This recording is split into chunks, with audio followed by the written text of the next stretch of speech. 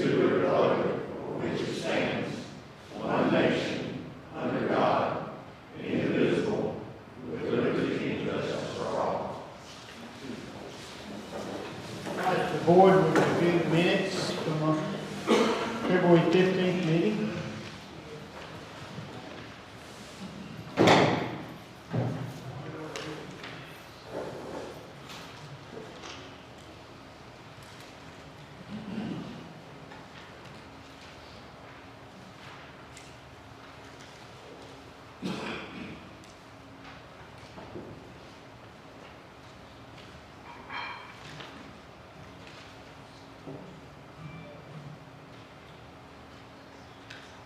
Make a motion to approve as presented. Second. Motion is second to approve the minutes. All those in favor say aye.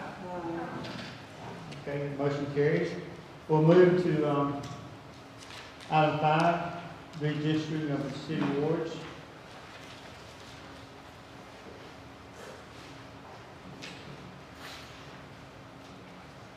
And if you all will, let me apologize for my not much voice tonight. It's not catching. I have no fever. It's just mainly my laryngitis. Tonight we're here to bring to you some proposals for redistricting for the city wards. If you'll remember, that is a requirement for the city to do after every census. Last census, Rob Middleton presented these alternatives for us, and he's getting ready to do that this year also. But basically, just to give you some of the reasoning, you know, each of the city wards has to be substantially equal in population. In our case, we also settled a federal lawsuit in 1992 that required that 3 of the wards be majority-minority wards. And those have generally been Ward 1, 2, and 3, though there is not a requirement that it be any specific numbered ward. It just is that 3 of the 7. Most boards also prefer to preserve incumbency, which means that those of you who are already in those positions generally don't choose to run, you know, against each other in the same ward. And I'll, if you like, Rob, if you want to go on and come up and kind of tell them what you've come up with. Well, it's good to be back in good hope. Let's have fun on this exercise. We did it about 5 years ago, and it sort of worked. I am proud of you. You're getting ahead of the curve this time. We knew at the time that we were working with some pretty dated population figures, and we knew some changes were going to be necessary. And as it turns out, more necessary than I think even I thought. If the calculations are right, I'm guessing that 6 of the 7 wards lost population. Only 1 ward that I can be sure of, Ward 7, actually gained any population. And the numbers were kind of uneven, which makes trying to balance the distribution of the wards a little bit more challenging. But the ward that took the biggest hit was Ward 1. They lost 23% of the population. Ward 2 lost 7%, Ward 3 lost 22%, Ward 4, 25%. I mean, they were all taking a pretty good hit. So the good news is that because that was probably going down pretty much all around the city, that means you wouldn't have terribly dramatic changes in the ward boundaries, but there was no question that because of the loss of population and the distribution of that loss, that the ward boundaries were going to change somehow. Now, your city manager took the first part of my presentation, so you got any questions? But truthfully, the challenges that we're facing is, first of all, is the loss of population pretty much everywhere. The second challenge really is that at least 3 districts had to be minority majority. And the third problem, basically the wards are supposed to be as compact as you can make them. You don't want wards where part of the ward is here and another part is separate someplace else. They should be as compact as you can make them. And you don't want a ward wandering all over the place. The more, if that happens, the more the courts will consider that some sort of gerrymandering. But what we have to do is our very best to get the population the same. If you look at the first slide, Darryl.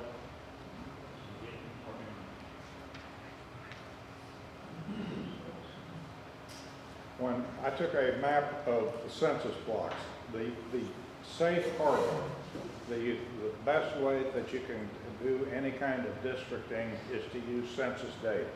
Now, we know that census data is not 100% accurate, but it is the gold standard for redistricting. That's what the courts will accept.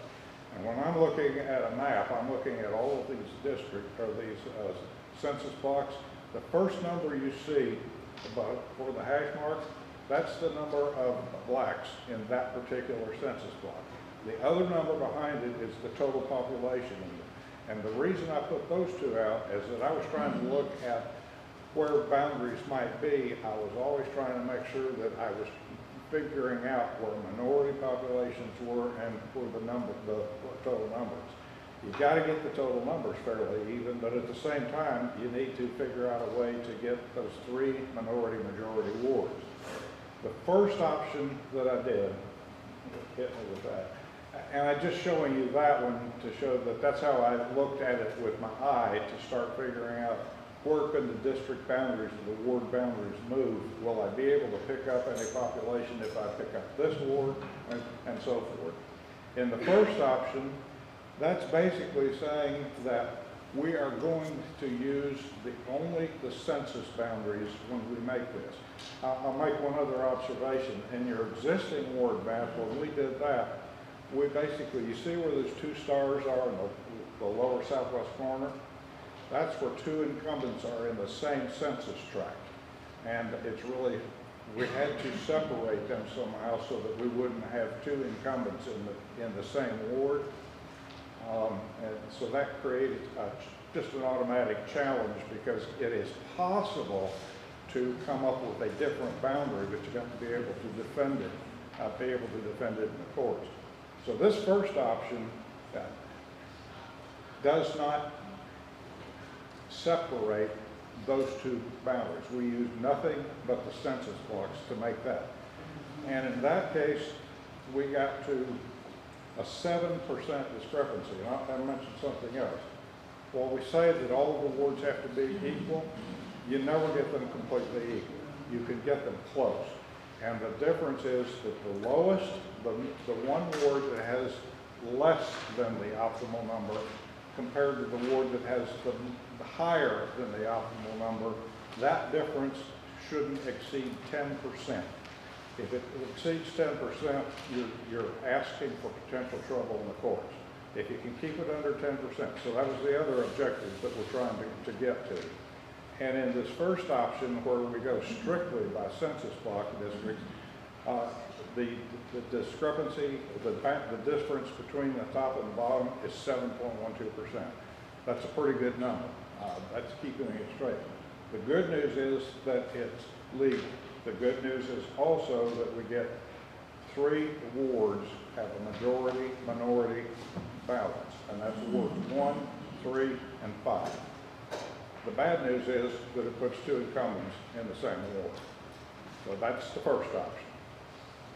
The second option, and at a certain point, and when I did this map, scroll down when it gets done.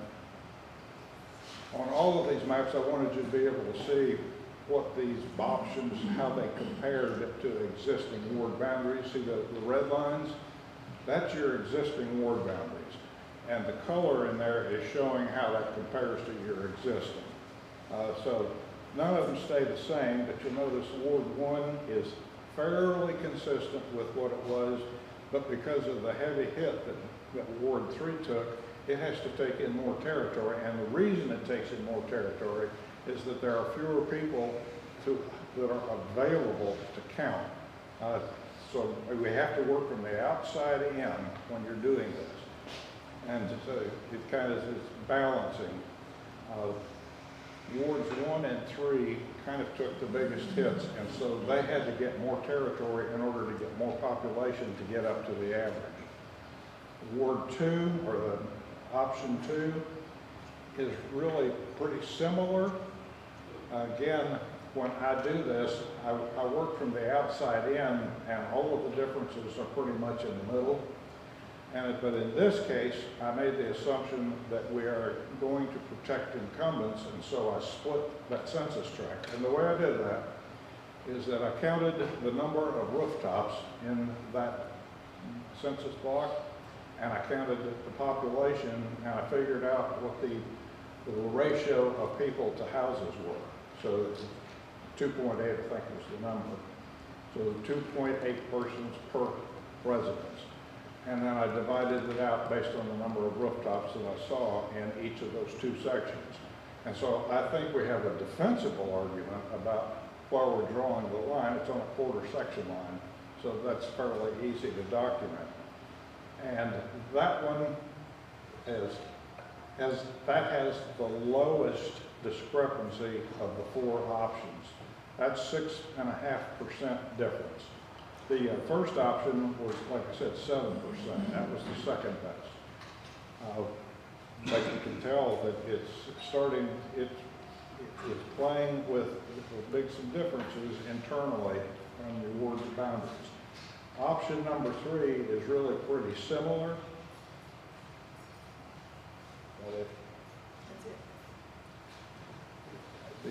The big difference there, again, the only option where I did not split a census tract was the first one. And the next 2, 3, and 4, I split that census tract so that we could protect incumbents. Now, on the third option, your marginal differences between the boundaries of the 3, but this one came in at 9.46, so it's just barely under the minimum. And I will say that all of these options have at least 3 majority-minority districts. They're not always the same wards, but they always have 3, and they all come in under 10%. And the fourth example had the highest discrepancy between lowest and highest at 9.85, but it was still under 10%. And I kind of felt like it tended to be a little bit closer to existing ward boundaries than the other 3. But like I said, none of them are going to match the ward boundaries completely. That's how we came to those options. And again, we can play around a little bit on the margin, but as I showed you in that very first slide, when you got a number of census blocks, or you're picking up territory that has nobody in it. And so it may alter it. So what I did at some point was that I may move the line around to try and get a little bit closer to where an existing ward boundary was, but I wasn't really picking up any population. And I kept having to go back and forth, and the truth of the matter is, I really only found 4 options that would meet all of the requirements. So basically, you're looking at one of those 4, and you all have to decide which one makes the most sense to you locally. Do you have questions?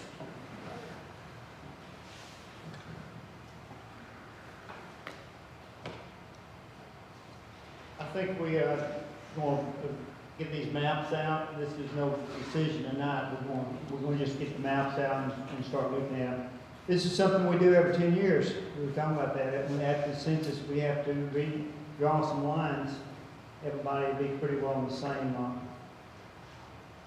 same district, but you will have new lines for voting. Any questions from the board? I mentioned one other thing. When I was doing this, I was working back and forth with a fellow that was redistricting the JP districts in the county. We were trying to figure out a way to cut down on the number of precincts that were going to be necessary, which creates all those separate ballots. I told him that the county had to do that by the 1st of January, so they were on a time crunch. And they have more flexibility in where they draw their lines because they got bigger numbers. we had a smaller universe to work with and a smaller area to do it in. So I told them that any one of these might be a preference for you, and I really couldn't tell them which one, but they at least had the information and probably could get their lines fairly close, because in most of the cases, the lines aren't that great a difference one to the other. Okay, I guess we'll just get some more information out to the board, and then we can decide on this next few weeks. Well, and if you do want at some point to have a working session or something, and look at your individual awards and these 4 options, you can do that. We can have a meeting with you all, with Rob and the PACSA. As he said, only that first option, remember that option 1 doesn't require a block split, but it does, what that means is 2 of you are then in the same ward. So, Okay, we'll get these maps out, and we can review them, and then we can decide how we want to go, if we want to have a workshop, or if we want to just vote on them. We really, I've been through this a couple of times, so there's not much the movement of the lines. It's just something we have to do. So, any other questions about this? Okay, I'm going to change the order of business just for a minute here. We've got Charles Lester here.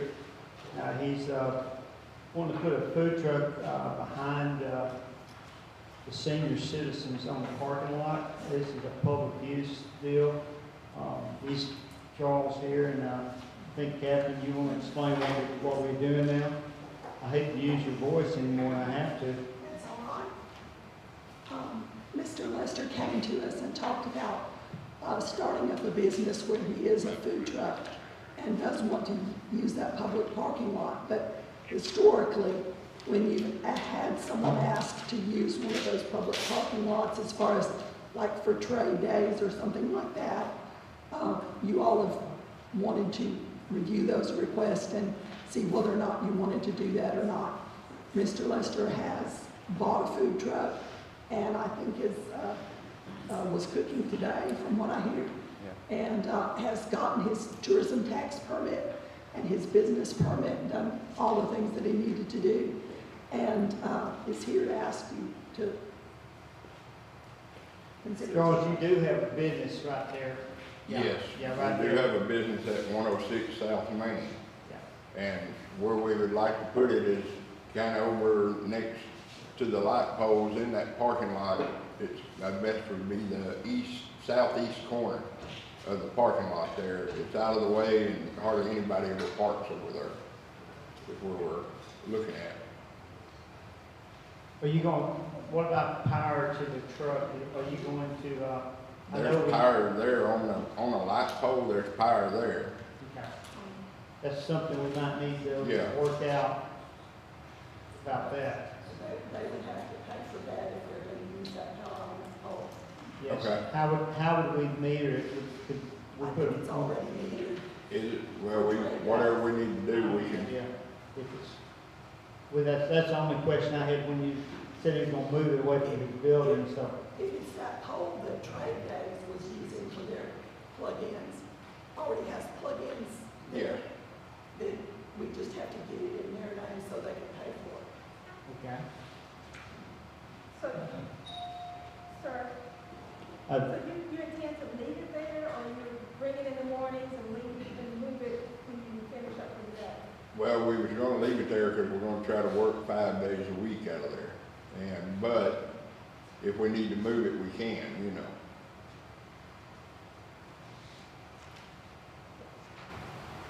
I know this wasn't on the agenda, but this was brought to me, and we talked about food truck downtown, and there's food trucks throughout all the town.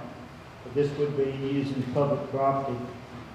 So it's a new deal, but we need to, if we need more information, we can move this to the next meeting, but I think Mr. Lester is ready to use his truck. We'd like to. Yes. Well, my only concern is that he wants it to be a permanent installation right there. And then if you have other food trucks coming, they may, it becomes an issue with public parking. So that's my only. Well, we hope not to be there long. We're not just gonna come in there and just sit right there. We're gonna be going to Texarkana and different places. And just as soon as we can, we hope to do a restaurant. We're just, they always told us if we could start with a food truck and make it, then we could do a restaurant. And that's what we're trying to do. We're trying to bring new life into Hope. Oh, no, I don't have any problem with that. Yeah. I'm glad for your business. The concern is that if you're there, if you leave it there. Yeah. And not, move it there. That's my only concern. Well, we might sit there Monday through Friday, but on the weekends, if we could move it out and move it, because we'll be going to festivals and stuff on the weekends. What kind of food you fixing? We're fixing anything from chicken spaghetti to pork chops to pulled pork.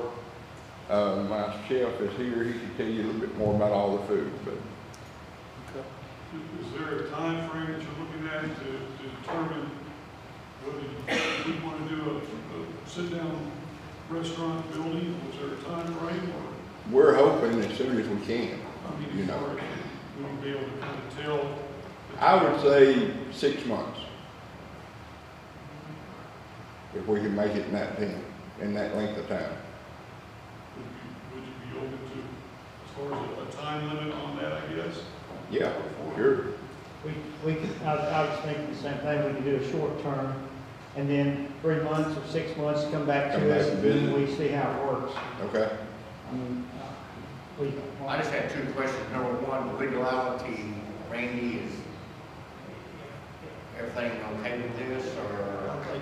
I think it would be a good idea to just do it on a trial basis and see how Mr. Lester thinks and see how things go, and then just come back and ask for additional approval. Sounds like a good plan to do that, and he's not planning on it being a long term. My second question, are you trying to locate downtown area? Yes. As far as liability, Randy, you don't see any issues on that? We have liability insurance.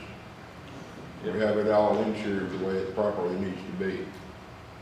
Yeah, we might want to just have a draw agreement about that. We got insurance in state farm. Yeah, and just to, Liability and all that. I mean, we can just, for use purposes, just for that wouldn't be a problem, I don't think. Down, the downtown network, when we do trade days, we have to get insurance. Just to cover the trade days themselves. Yeah, we need to make sure they have like premises liability. And we have been looking, trying to figure out a good spot downtown for like a food court for food trucks. So it may be that if it ends up being a more permanent thing, by that point, we've located a site to have, other food trucks on. It might be interesting to have several downtown. We've already had another businessman in town come to us and say, hey, look, you can set up in front of our business if you need to, Well, I think this would be a good way to test the water, and we'll see what kind of regulations or what kind of, we need to have, because I'm not kidding you, I think if we need to have some regulations or some guidelines, but this would be a good way to test the water to see how it goes. And so is, any other questions from the board? You need to kind of decide 3 months, 6 months, and somebody needs to make a motion. Captain, just be a motion to, Well, have the city attorney to draw up an agreement. okay. But we'll just continue that with making an agreement. Yeah, I think, and then have it as quick as possible back to the board, so that we know what, and then Mr. Lester would know what he needs to do. Okay, well, let's work through the legal, and we'll get together with it, and we'll continue on. Do you want to tell us a time frame? On getting that You know together. what time, how long you all want? Oh. I think 6 months, that's fair to him. Okay, Randy, 6 months? Okay? Yeah, we'll work on that. I'll get. And I do appreciate y'all too.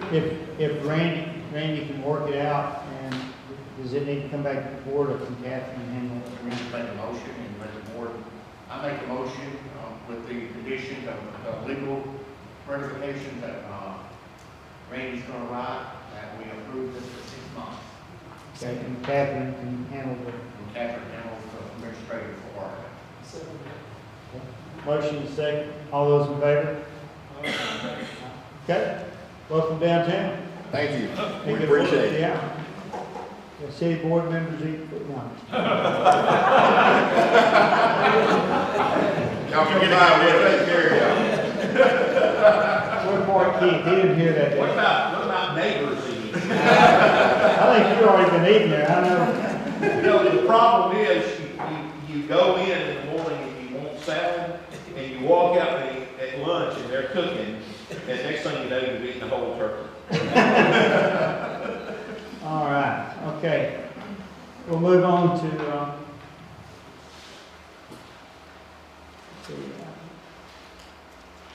item 6, the Timber Creek addition.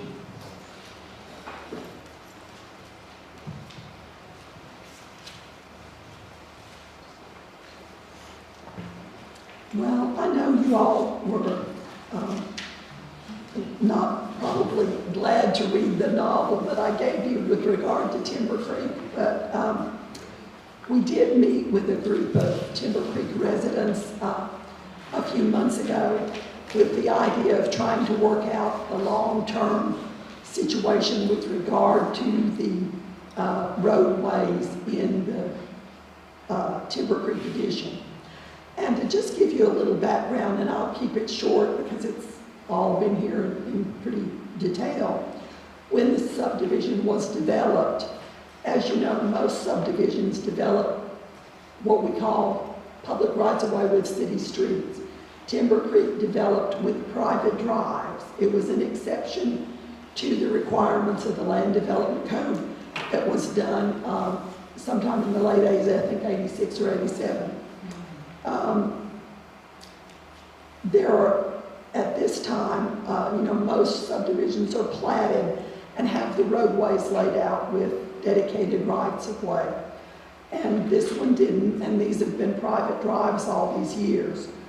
Over different periods of time, the city has reworked the roads into that subdivision up to the point where the city maintenance ends and the city right-of-way ended. But the subdivision at this point in time, which has a suburban improvement district that maintains the streets that are there, has requested that the city board consider whether or not it would be possible to have a dedicated right-of-way that they would obtain or have obtained, and that those streets would be taken over by the City of Hope street system, and then they would become city streets, and the improvement district would no longer have to maintain them. Right now, that maintenance is done by an individual assessment on the lots in that subdivision that is paid with the property taxes to the county every year and then remitted to the improvement district. As my understanding is, and anyone jump in when you have a different knowledge, when we discussed with the group back in October or November initially, this possibility, they had about $13,000 in the bank. And after the assessments were collected this year, they have about $33,000 in the bank. It's my understanding from visiting with Mr. Jim Vaughn this afternoon.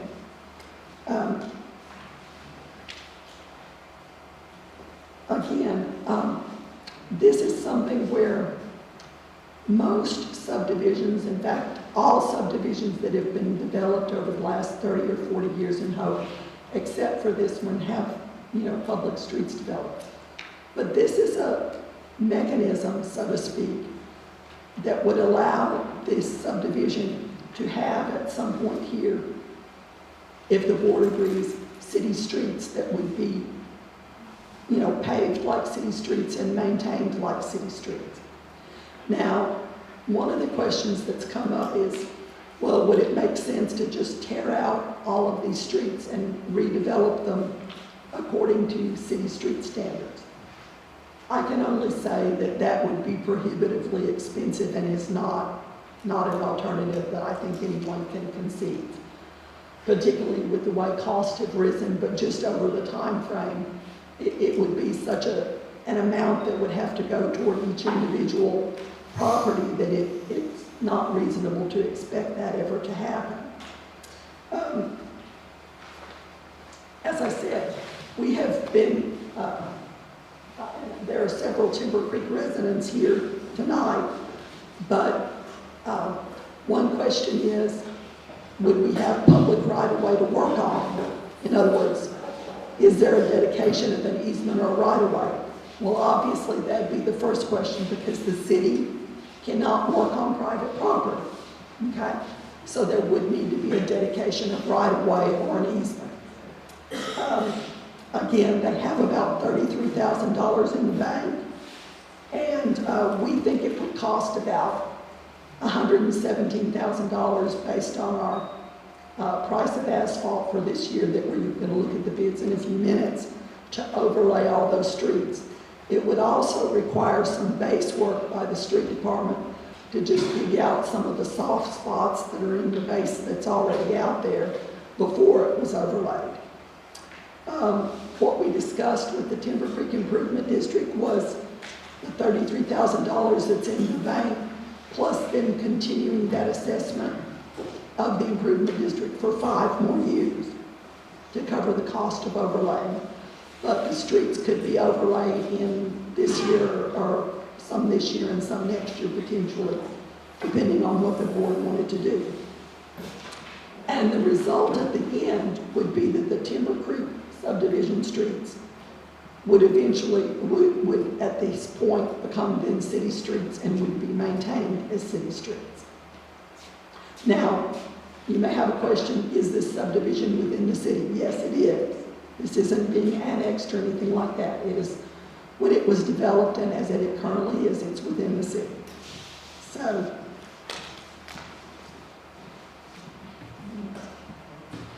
Are you calling on me? I'm always glad to call on you, Mr. Walker. I couldn't hear the last thing you said. I know that I heard. What was your last? Well, they would become city streets if there's right way and if, you know, any agreement can be reached. Okay, you are aware that all the easements have been filed? You had said there were, Yeah. And they have, okay. and I have them all, so that's all been done. So that, the first hurdle is circumvented. Mr. Barry, had I known I was going to be up here representing these people, I would have charged in advance. I was involved in this subdivision from the beginning, and basically the problem developed, and Randy can testify to this. They were doing a development in Georgetown at the same time that the Lester boys were doing this development. They were doing some smaller lots and did the curb and gutter and all that kind of business that the city had required. The Lester boys wanted to deal in bigger lots, like 2 acres, which is what the lots are there, and it was going to be cost prohibitive to be able to sell a bigger lot with curb and gutter there. So they went back and forth, and finally decided that we would do a subdivision improvement district. And that's what was done. Excuse me, I'm beginning to sound like, yeah. Sorry about that. But that's the beginning of this issue that has continued to go on. And of course, the subdivision was responsible for maintaining the streets, and that was the underlying basis for the improvement district. And the improvement district taxed all of the, as it's entitled to do, taxed all of the residents, and including me and John Lester and Jimmy Lester, who actually were not even in the improvement district. And we've been paying taxes to the improvement district all these years, but that's, you know, we were happy to do that because we were using the streets. But, you know, it began to be an issue, obviously, that needs some help. And I assume, Catherine, that you begin to look into this and to try to bring some help. And that's basically what it is. You know, there are, gosh, y'all stand up all the residents of the improvement district. There's a bunch. And they obviously are a little long in the tooth now.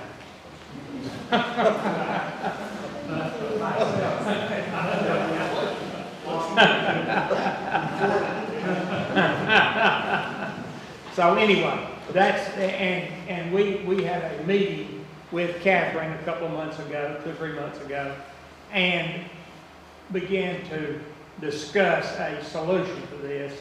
And basically the solution was we would turn over the money that we had to the city and would continue to tax ourselves for a period of time to repay this problem of an overlay. And that's what's begun to develop, is that some of the base has begun to cave in out there and cause some problems.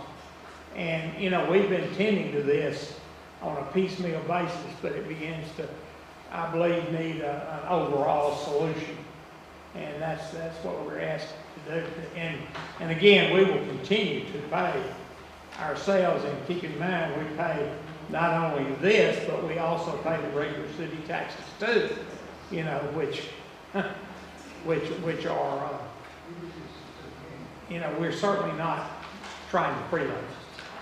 Let me add a couple of things on there as well. Like I said, so have I here. This is good. All right. As far as the, like I said, as Charlie mentioned, the assessment, that is on top of the taxes that we Yeah. pay additionally to that we pay for that.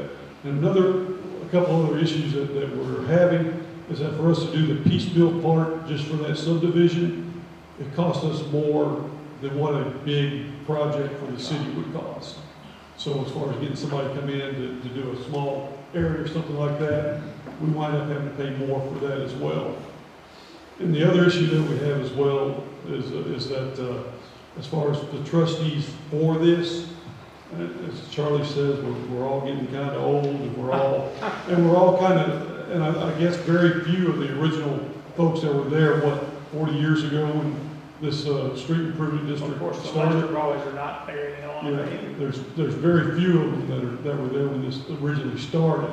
So as far as you know, the knowledge of it, the trustees that run it, it kind of gets a little difficult as well. So that's what we thought. That way we give money to the city for that to pay our part, for a little bit of skin in the game. But that's one of the things that we get into. Yeah, I think, Steve, that's a good point, is that it would be cheaper to do a overall overlay and go in and fix the base rather than do the partial treatment that we've been able to do over the last several years. And I think that's the main thing that we're looking at. And again, we're certainly not asking for anything free. We want to pay for it. And, you know, and at some point, I think that we would want to phase out the subdivision after the streets become brought up to, you know, to a good standard and paid for. Yeah, after 5 years. Yeah. We agree, then we phase out. It would be about 5 years, and then we can just do away with the tax and let everybody go back to being ordinary citizens. But also let me add that, you know, the street committees, you know, they would be the ones that would decide as far as what needed to be done. We don't want to take anything away from the rest of the city. Believe me, we know the rest of the city's got streets they gotta take care of as well. But we just want to kind of be in that pot, be in that to be considered that, you know, this street needs to be done this year, this street needs to be done next year as we go along. And basically pay for it too. Yeah, this has been I used to live over in that neighborhood. Yeah, you did. By the church, and this has been an ongoing deal. I can see where we need to bring it to closure. I know the residents out there would like to move on. I have a question. What's the projected cost of the base work? I couldn't hear what. Cost of the base work? I think most of the base work is in pretty good shape. There are some areas there that have had, you know, some percolation. But I don't think it's a lot. Kenneth thinks that, you know, using the street department crew, we have to do about $6,000 actual, so it's not going to be real expensive. We've got the equipment, and, you know, we've got the personnel to do it, but the actual cash outlay wouldn't be that much for us, if that's what you all choose to do. I was asking Catherine, project how much would be paid with the 5 years continue. Wasn't it about 130? It's about even out how much it's going to potential cost. Catherine told me that in 5 years would pretty well even it out. Yeah, pretty well even out at 117. And that would pretty well do it with the amount coming in every year. According to the information that Mr. Vaughn gave me this afternoon. Yeah, from Mr. Vaughn, yeah. So, Well, according to the plan, according to the presentation, I'm going to make a motion that we move on this. I have a different question. Okay. yeah. go ahead. Would the streets be, would the private drives become our streets at this point or after the 5 years? Well, for us to work on them, they need to be city streets if we've got the They right. would become city streets immediately, not that. Okay, the other question, is there any potential for other streets in that subdivision? No, I think all the streets are developed in that subdivision. Well, and I would also just suggest that in the future, any other streets developed would follow the street. Yeah, I understand. So, but I don't think there are any further. But that would be on the city. I don't think there's any further development. I just recently did a deal where the Neils and Gary Reese, they bought some, traded some property back. That property you basically can't get to from a right of way. Yep, exactly. Well, my biggest deal is I just want to make sure that we don't affect the rest of the city. You know, as far as the street committee, picking the streets and everything, obviously we're not going to be able to do it all at once because that will take away from other residents throughout the city. So the street committee will just have to, pieces at a time. Not, just make sure everybody understands it's not going to be fixed all at once. Well, we want to pay for it and just get in line, basically, is what we want to do. You know, just whenever it's appropriate for the city to deal with, one fine question, with us. one question I had, how far down is it going? Is it going past Dr. Douglas's house? or Just past it, I think. To the creek? Because that becomes totally private after Okay, that. I think so. And I would think that the city would want to develop it to that waste station. Yeah, You know, okay, I just so want to make that- sure. So that, you know, you go to the waste station so that you can bring heavy equipment in there, basically, if you need to. You certainly hadn't needed to, but it's certainly a possibility. And this will be a part of the street budget for this year? Whatever we decide, what that's part of. Plus, of course, the 33,000 that they have, we put in there. Yeah, we'll throw that in immediately. And they pay that, the city, or the county rather, collects that, and they pay it in late November, early December. Did you have any objections from any of your homeowners? I can't $1,500. Are there any objections? Everybody on board down here? Oh, yeah, everybody in the subdivision is certainly for it. Okay, I want to make sure that what Yeah, anybody. that's the reason we had a pretty good turnout here. Yes, yes. Okay, we've heard, any other comments from the board? Oh, we got a comment from the back. Okay. Come, if you would come up to it and state your name and we'll listen. Charles Sesson, I live in Timber Creek, then, but what we're talking about, look, you're talking about $1,700 on top of what I'm paying now? No. Is that what we're talking about? No, we're talking about continuing what you're paying now All right, for 5 years. The four something? or something a year. Yeah. That's all, it's going to continue for 5 years and then it'll be over. But we're going to start taking care of the streets immediately. There'll be city streets instead of your streets. Okay. That's going to be a good thing. No more wheelbarrows out there. If you're on the road. Oh, let's bring another question. If the street committee decides only to take a certain number of those streets in that subdivision, will we do all of it at one time? And the expectation would be, if these become city streets, the expectation would then be that we would work on those streets or whatever they needed at that particular, right then, rather than. Yeah, we do what we could until we came in. If a pothole developed in the park that hadn't been overlaid, we'd fix it. Yeah, it'd be a city street. All right. I know there's a lot of questions, but this has been brewing for how long? 20 years? So, 30? Yeah. So, I'm just glad we can finally come in. Randy's not smiling yet. No, I think this is the solution that was cast upon this board when the other board made the decision to alleviate the following of the land development code. So I would encourage each of you to think about in the future, let's work on tweaking the land development code so there can be better and varied ways of residential development in Hope, so that we can have some different ways of building and encourage building in the city of Hope. And we can do that by the land development code. So that's what we really need to do as a goal or a board. Doesn't need to be iron clad position, they're very flexible, depending on the development itself. So once again, Okay. my motion to accept Lynn, the proposal as before stated.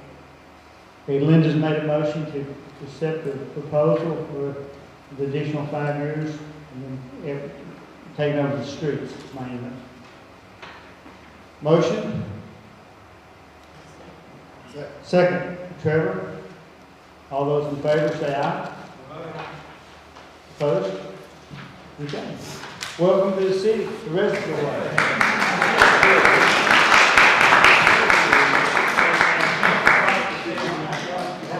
All right, good deal. Y'all welcome to stay or y'all can leave.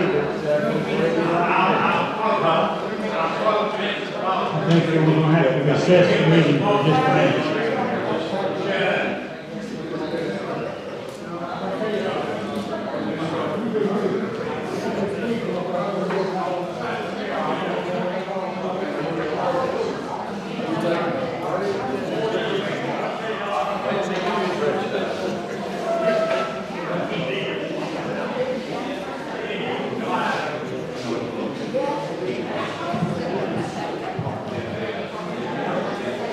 Okay, we'll move on to item 7.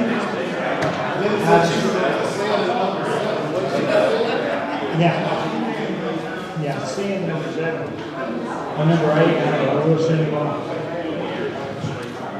Number 7, consider bids for milling, asphalt, and spraying. Catherine, you haven't got a chance with that voice. Can I borrow yours?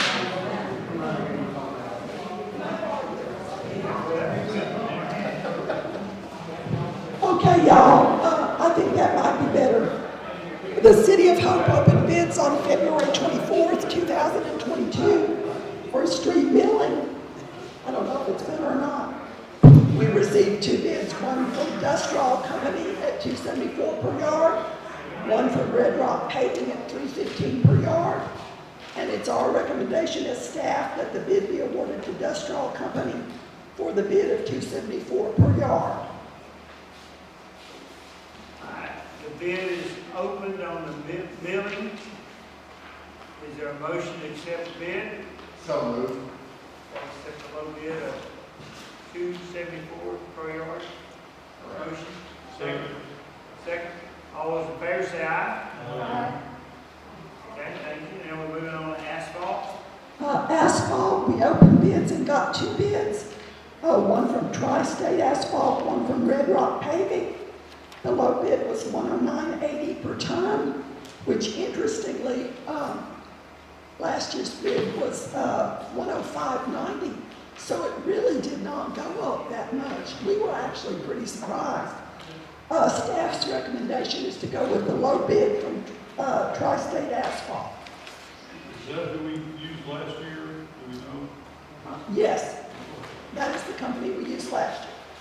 And Kenneth is here to answer any questions. I do have one question about that.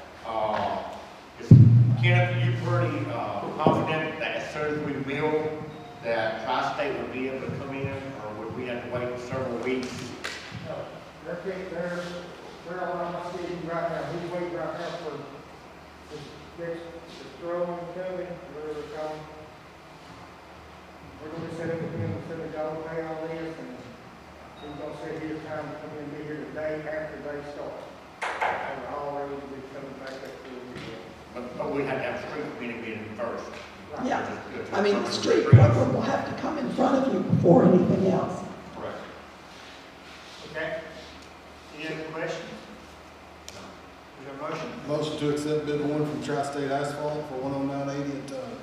Second. Motion is second. All those in favor say aye. Opposed? Now we're going to the spraying. We opened bids again on herbicide spraying, received 2 bids, Pro Services at $10,615.20 and custom herbicides for $19,100. Staff's recommendation is to go with low bid to Pro Services Incorporated. Have we used these before, Kenneth? We have in the past, it's been several years. Where are they out of? Are they out of? They might be here in Blue's time. I haven't never used it. That we have used up Pro in the past, but not recently. Okay. That's a pretty big difference in the bid there. I was going to ask, was there any explanation for the difference?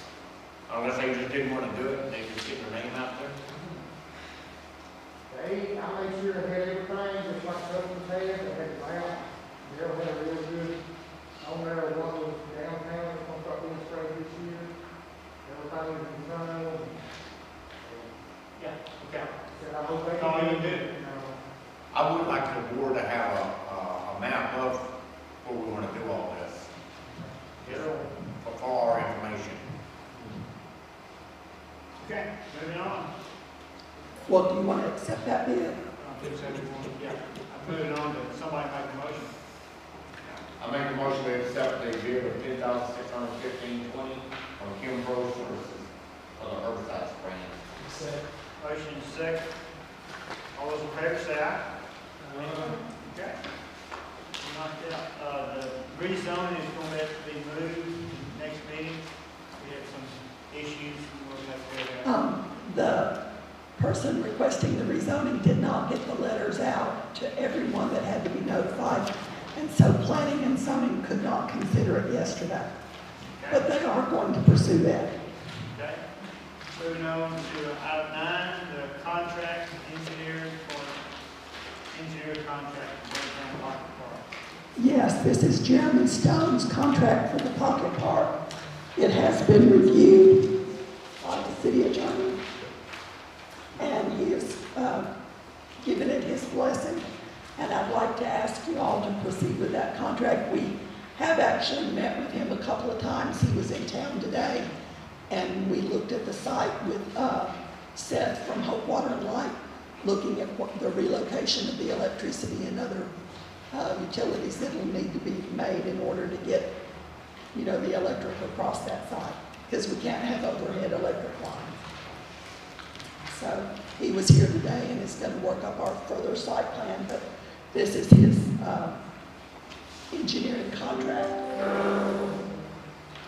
Okay. We need to read the agreement. No, Just need to answer. Good. just a motion to have this one. I want you to read it. Oh, I'm glad to read it, sir. And this is being paid by the downtown network. Downtown Network has donated $7,500 toward the engineering cost of this project, and anything that's not used for engineering can go into the project cost. And we have that check in hand, it's already in the bank. Good point, sir. I move that the city enter into the engineering contract with Burns Stone for downtown downtown pocket park. Motion. Access goes toward the bathroom. Yeah. I like that. Well, I was gonna say, please, y'all, we may need it on the actual part first, please. Okay, we got a motion and a second. All those in favor say aye. Aye. Opposed? Okay, take care of that. You can do it, that's item 10. Hey, I'm going for it, sir. If y'all can stand to listen to me, I can stand to do it. Okay, I wanted to say that one really good thing has happened. The baler at the landfill is back in operation. There was really a valiant effort by the crew that came in to install, and also by our city staff. Mark Curtis was out there from, I believe, 9:30 Saturday morning till 12:30 Sunday morning. And then they came back about 8 in the morning and stayed, I believe, till 2 or 3. So they've gotten it all in, it's operational. That is a project, we had a lead time of 10 or 11 weeks on that, and it is back in. And we are bailing. He operated today and said everything's going really well. So that makes our landfill operation a lot easier. And again, it's due to you all agreeing to spend the money to get the baler conveyor going. It's due to the city staff working really hard during this time frame when we didn't have the baler, and also to working hard with the crew that came in to install the baler conveyor.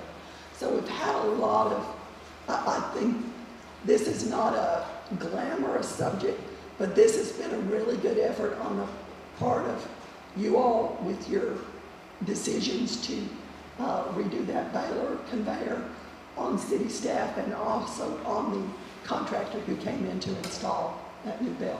So I just want you to be aware of that.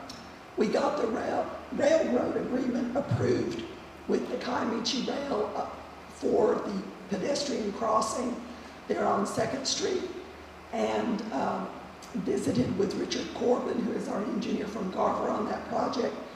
And he is literally to the point now, he is pressing the highway department basically a couple of times a week to approve our 100% plans. We got a response with a couple of comments back today, but I think we are still on line to bid the streetscape in April. So he's taking that very seriously. We do need to ask you all to have a street committee meeting as soon as you can. I think that, there are going to be a lot of decisions. First of all, one of the things that will come to street committee and then to all of you will be the fact that if 6th Street bids again in April, how we put together the package to make sure that hopefully we can do that project and get it going. Because remember, it'll go over 2 construction seasons, not 2 years, but if they get started, it'll definitely go over into 2023. So, you all be thinking, if you all would let me know if there are better days for the street committee to meet, then it will be a little bit longer meeting than some of the meetings have been. Can I touch base on that? At one time, we had 3 personnel, 3 city board members on that meeting. I think Don was one of them.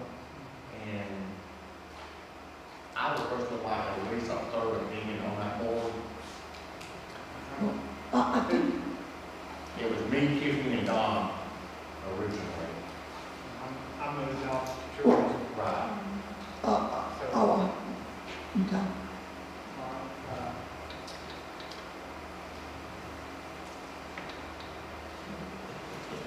Can I appoint somebody to it? Is that possible?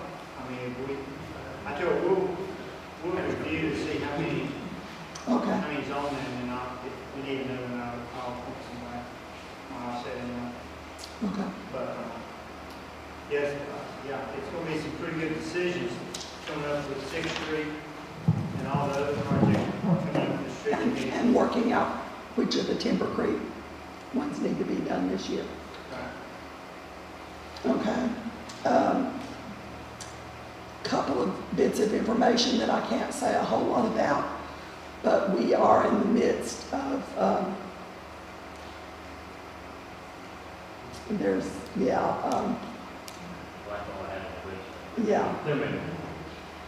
the mayor has traditionally been on it. The Mark's correct, but it's just dependent on what you want to do.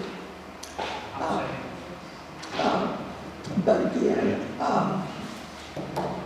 we do have 2 economic development prospects that we're having site visits for in the next few weeks.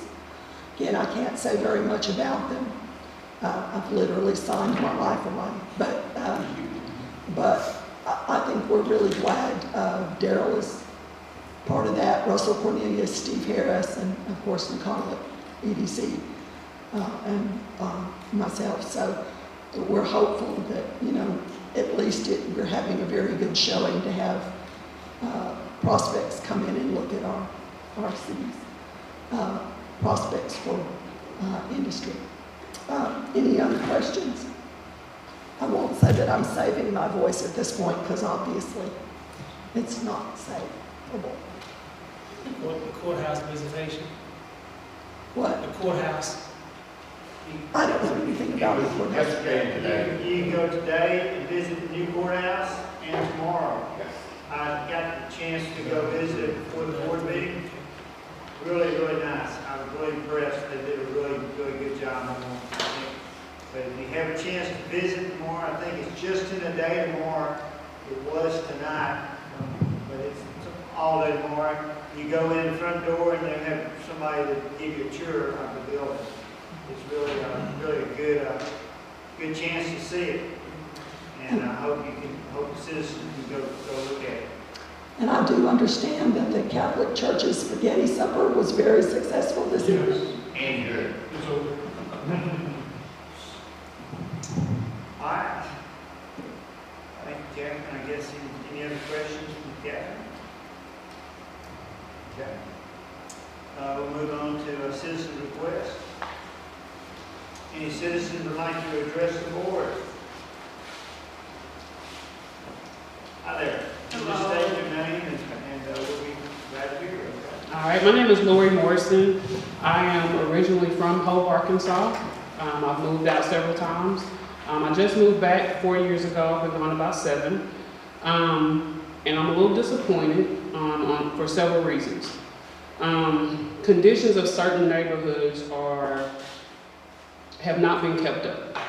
And I really want to know what is the proper procedure, or what is your plan, if any, to get these up to par. I have visited a couple of the meetings here, and just listening and just trying to learn your process and how you guys handle things. But I'm a little concerned because I hear all of the plans that are going on in the different divisions downtown, just like the one that we just sat through for Timber Creek, is it? Yes. And yes. I see where, they came as a unit and wanted to, become a part of Hope, and it says here on number 4, in the future, Timber Creek subdivision streets will be maintained as are other public developed streets in Hope. And I have to disagree, because there are a lot of streets that are not maintained. I was here at one meeting where a lady did voice her opinion about a lot. I can't remember the street name, but I do know that it was on the north side of town. And it was about getting that lot cleaned up and getting it up to par. And the response was, basically, we didn't have the manpower to do that at this time, but you would get back to that. So my concern is, when do we get to that? And I'm specifically right now talking in reference to the north side of town. My mom lives on the north side of town. I grew up on that side of town. So even though I don't plan to live on that side of town, my concern is for Hope as in its entirety. And I think as a board, that should also be your concern. So I guess my question is, what is the plan going forward on maintaining the streets? The streets are deteriorating. There are a lot of potholes. There are no, the sides of the streets aren't developed.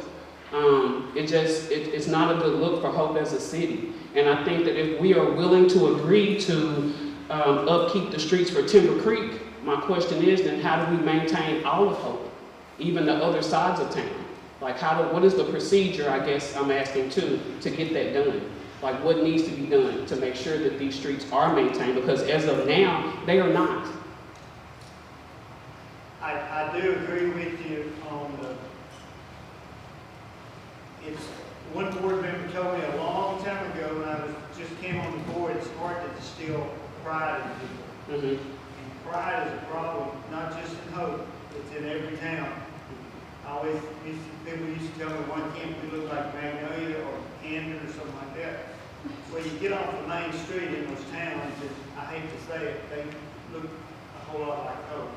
And I do agree with you. And when we talked about not being able to clean the streets, that was back when we were having a problem with COVID, very short-handed, trying to just keep our services going. At one time, we had a program where we paid an officer to take some of the people in jail, I hate to say it like that, but they would go out and clean the roads. That has gone by the wayside. I wish we could get that going again. But it's not just north side. I mean, this is a terrible time of year right now. I mean, I'm talking about before the grass starts growing. I mean, it's a shame. I hate to drive the road to Arkansas right now, because you can see every bit of trash on the side of the road right now.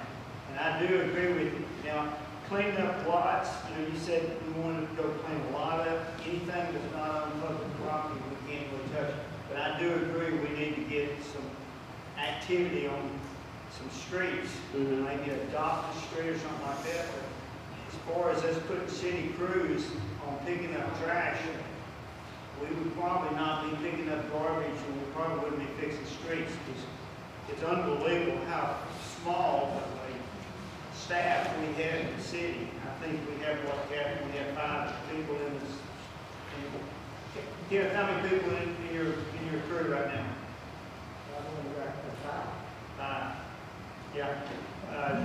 I wish we could come up with an answer. Maybe some of the board has got an idea. Can I address this? And I would like for JR to pitch in with me on this.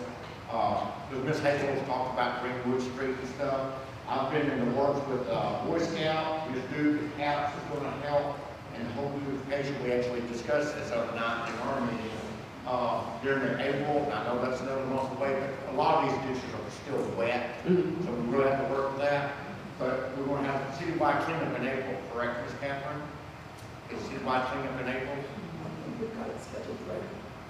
Because what everybody was going to do is meet at the hub. Yes. And from what we're gathering and everything, that's about 45 people. And I believe JR has already just came up with a few areas that he's working on. And I came up with 17 areas that this group will work on that day. So. The police department adopted Greenwood from the bypass to Spruce. We'll pick up trash on cleanup days. We have 3 cleanup days a year. We'll be out there picking up trash on that street 3 times a year. And for, what do you call those potholes. For potholes, all you have to do is call the city, either at Public Works or City Hall, and they'll put the street on the list to fill those potholes in. And the street committee gets together, we do projects of the city. So we have a limited budget, so that determines the streets that are, those that are more in need, and we go by each project per year. And so we don't have a lot of to get every street, but we try to get those that are in the worst repair. So if you have other streets, if you have streets that you know of, just contact the Public Works, Kenneth Harwell, or Catherine Cook at the City Hall to let them know of the condition of the streets. And Gerald? To get on to also be a part, to get on the street committee list, so that they'll know when that project's coming in, that's one of the streets that we need to look for. And I think it's also important that we know, since we're talking about timber, that is a collective group of people who will work together to ensure that their neighborhood stays intact.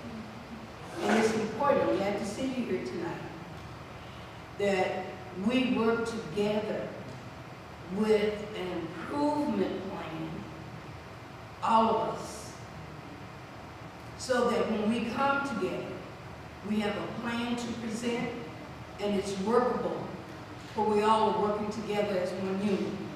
Because they were united, and that's important tonight, that we not only recognize the problem, but we're willing to put forth the efforts to ensure that our community stays where we want it.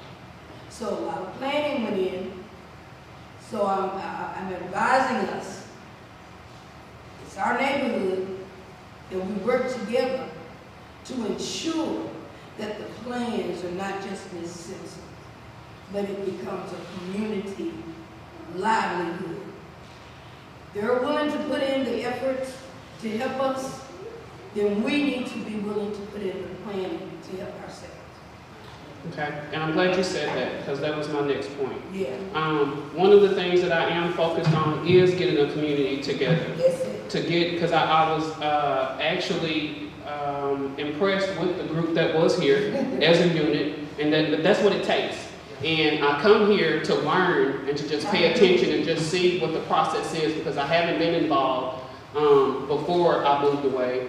But I want to be involved now because I came home to stay. And I totally agree, it does take a collective effort. It does take a unit. But that's why I asked, what is the procedure? How do we go about getting together with you guys to make sure that those streets are redeveloped, potholes or the sides of the street and things like that, not just trash pickup, but the streets being developed, and that hasn't been done for years. They are deteriorated. And when I go and see my mom, I'm having to dodge holes, like my cars, I have a really low car, I love my car, and I have to be very careful how I'm driving down the street when I go on that side of town. And it's not so when I'm in other parts of town. And you're right, we do need to come together, but I would like to know what is the proper procedure, or how do we go about getting plans together, or how do we go about coming to present, like, we need this done in our community. Like, I want to know the proper way, so that when we do go, there's a group right now, there's a couple of groups that I'm a part of, and they're trying to get people together and bring the community together, and that is something that I haven't seen since I was a kid in Hope, And I know that it takes a village for us to get things done, but I am asking the board, what is the proper procedure? Because I believe in doing things decent and in order. And I know that for us to be taken seriously, it has to be done the proper way. So I do need some guidance and direction on how do we go about doing that, so that we can make sure that those streets are developed. And like you said, not just the north side of town, we got the south side, we got the west side. We can start in one place and get it all together, but there's only certain parts that are being maintained. And I also heard what you said when you said it takes a community. They do come together and make sure that it stays maintained. And that's going to be an effort that we have to do as a community. But we do need guidance in getting that done. You make the right step.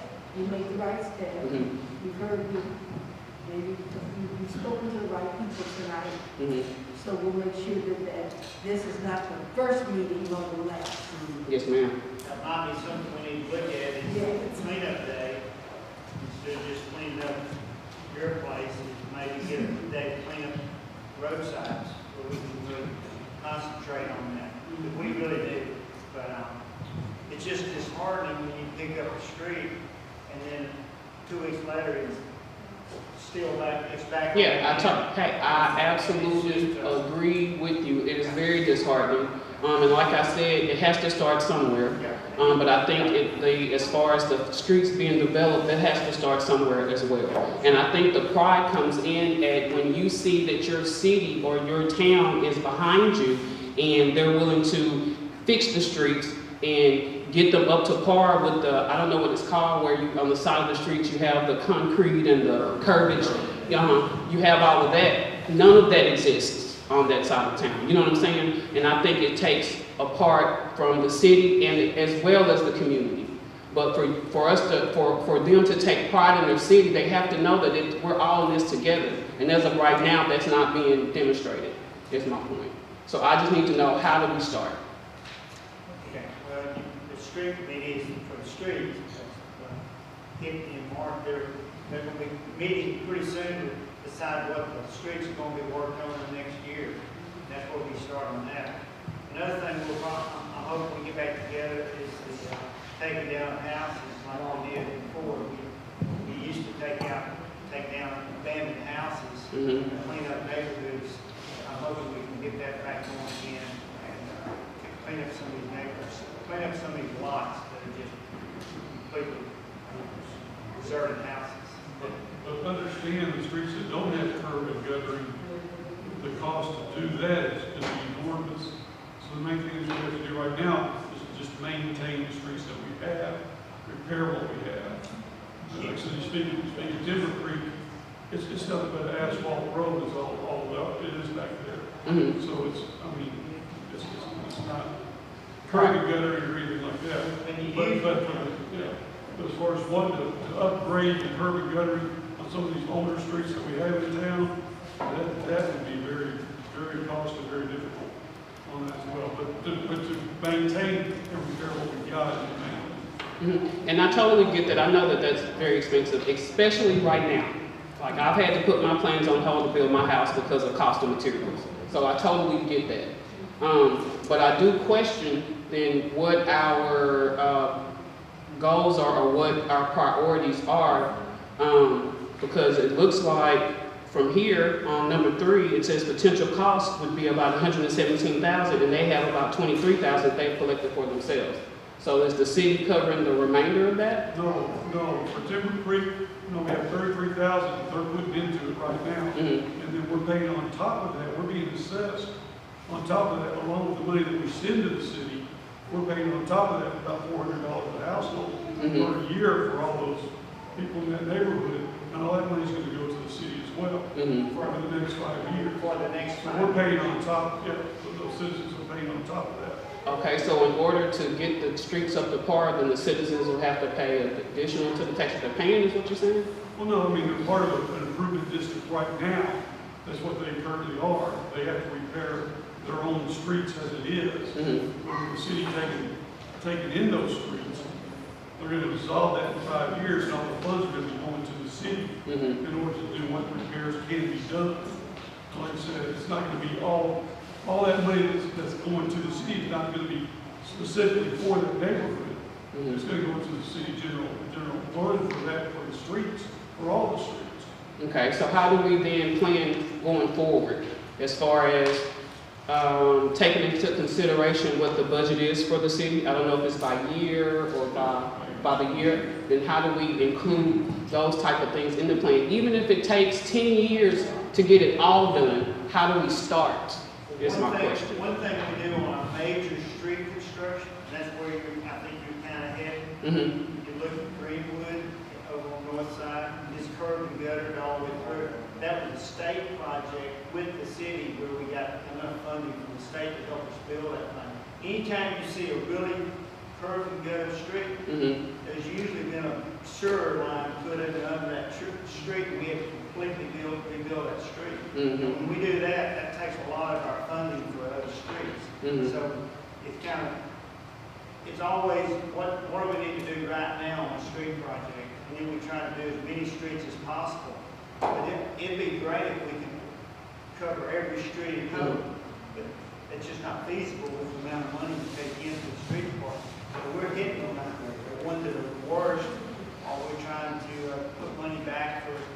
Sixth Street project or something like that, big projects. So we do have a long-term plan of what streets are going to be completely built. We probably do one every, 10 years? I mean, so one street every 10 years, that's a long time to get them all built. The cost on Sixth Street is probably gonna be about 2.1 million. Yeah, that's for For one. what, like 6 blocks? Yeah, For 6 blocks. I mean, it's just not, it just doesn't go anywhere. Okay, so, and, Otherwise, we have about $500,000 a year that goes into overlay of streets. Okay, and those streets, I had Daryl pull up. These were the streets that were done up on the map in 2021 that were overlaid. That's how far $500,000 went. If you look at 20, those are the streets that were done. The red lines are the overlay streets. If you look at 19, those red lines are the overlay streets. If you look at 18, I think you have, those red lines are the overlay streets. That's how far $500,000 goes. so are there plans to continue to overlay streets? We overlay streets every single year.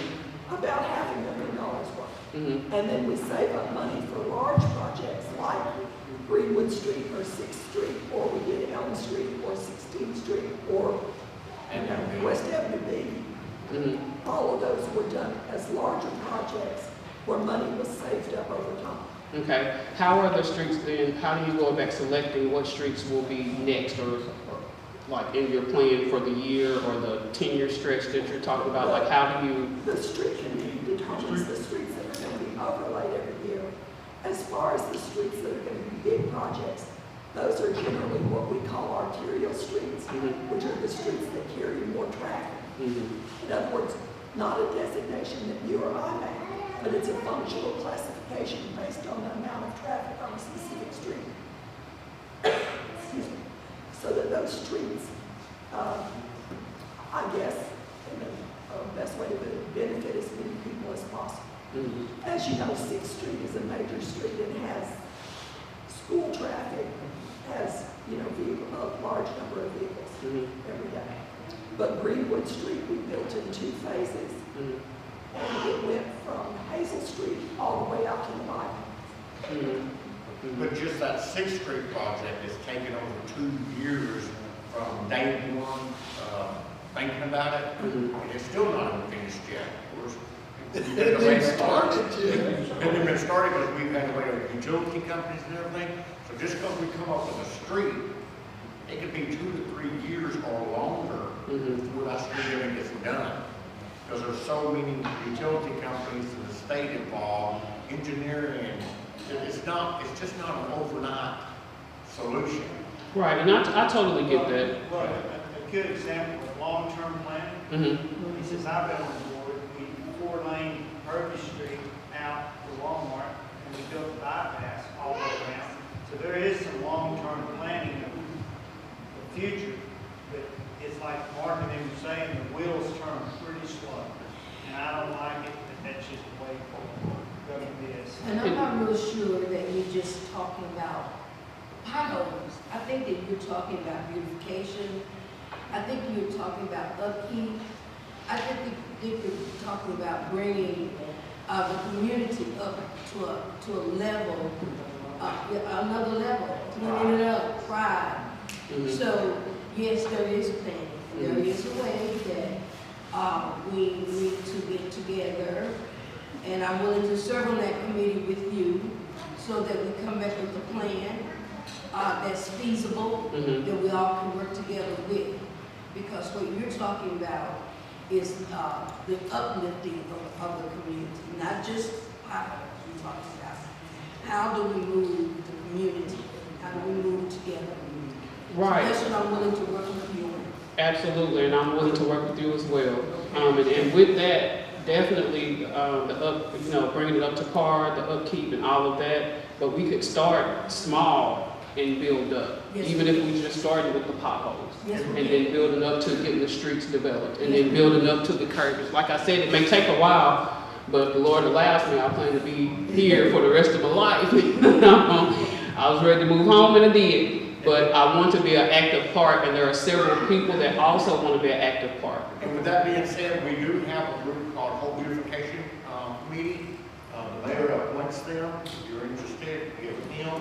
We're always begging people. Mm-hmm. You know, we have a group, probably 10, we're down to like 5. Mm-hmm. Because a lot of people want to talk about it, but when it comes down to the elbow grease, They don't want to be getting about there it. doing the work, they're far in between. Absolutely. So if you're more than welcome, as long as the mayor approves, join our group. Absolutely. Absolutely. And only 5 people can do so much. Yeah, you got that right. Well, there are several people that do want to be involved, but, and the reason I even stood up was because just to get some guidance on what's the proper way. How do we get to these groups and the committees and to actually work together as a unit and get these things done? So. And for information, just if you want to look at the city's website, we have upgraded from our previous ability to report concerns to a Citizen 311 report portal, and it is on our website, and you can report various concerns, including potholes, on that website. And then they go to the various departments that they need to go to. Or you can always just give me a call and let me know where they are, and I'll get somebody out there working on it. Okay, I will definitely share that information because there's definitely information that several people don't have. I was actually on the site this morning. So I'll definitely share that. Our group is meeting this weekend, but also just to get them more involved, and we work together as a team to get this done. So I appreciate your time. I want to thank you for coming. Yeah. Absolutely. I do. This is the second weekend in a row we had citizens that want to get involved and want to find out what's going on, and that's what it's all about. Absolutely. Hey, I'll bring a bigger group. So we're good. Come back. Thank you. Well, I think our 2 meeting items, maybe we need to, as we've done in a while, we're to stress that 311 to the citizens, that, you know, that's an option for them to call, because they're not. I mean, I don't want to bombard City Hall phone call, but I know they're welcome now. But, the 311, I think we need to educate large, especially the newer citizens, that's new here that are not aware of it. You can literally get on this and it will pinpoint pinpoint where you are. Because, one of the things that happens is people call and they'll be like, well, for instance, it's on Greenwood Street. Well, where on Greenwood Street? But if you can just, if you're on your phone, you can go, well, it's right here on Greenwood Street. We're pretty good at finding those things. Okay, is there any other citizen requests tonight? On the board? I just have a couple of things. Now, in the near future, I would like for us to really look at this land cover code, sign codes, everything. I think we're at the point that we need to look at updating some of our codes. And I noticed that today, Tennessee County is down to 9 active code offenses. Possibly we should consider going back to City Hall now. I know the economic development, reform board. For city staff, I removed the mask stuff today, so. Gerald, is everything ready at City Hall? I know that Daryl's been upgrading the City Hall. Well, it's right now it's the same as it is. I haven't been able to figure out and get 3 quotes to get going. I mean, we can start, but it's similar to what it was. I mean, it'll work good. It'd be better as far as acoustically, it'd be better. Acoustics? Yeah. Okay, it's up to the board decision on that. I'm a yes. We're glad to have it with that. I guess, is there anybody opposed to going back? Okay, next meeting will be at City Hall. Can we get the address on that? And I'll be in the big chair. So, anything else to come before the board? Appreciate everybody coming. Good meeting.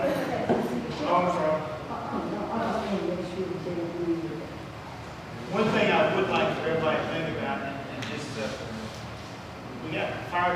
going on all the ambulance runs right now. I want us to consider what is needed and maybe get a smaller truck to go on all those. I mean, we're putting a lot of miles on our fire trucks, and I'm worried about them driving so much in town. I hate to say the speed. That's a big question. That's a question. You know, I would like to have some direction from you all about a lot of things with regard to the fire department. That's what I've been. Is that something that's COVID related or not? It was COVID related, but we need to consider whether we're going to continue it in this thing for everybody in the future. I think the fire chief would be able to answer this question. See, well, let's work that up for the minutes and help give us a report, and we'll talk about that. Because I'm worried about an accident with that fire truck. I mean, It's happened before. it's not like a pickup truck. They're going a lot. So, okay, I'm sorry. Anything else? Meeting is adjourned. Darryl?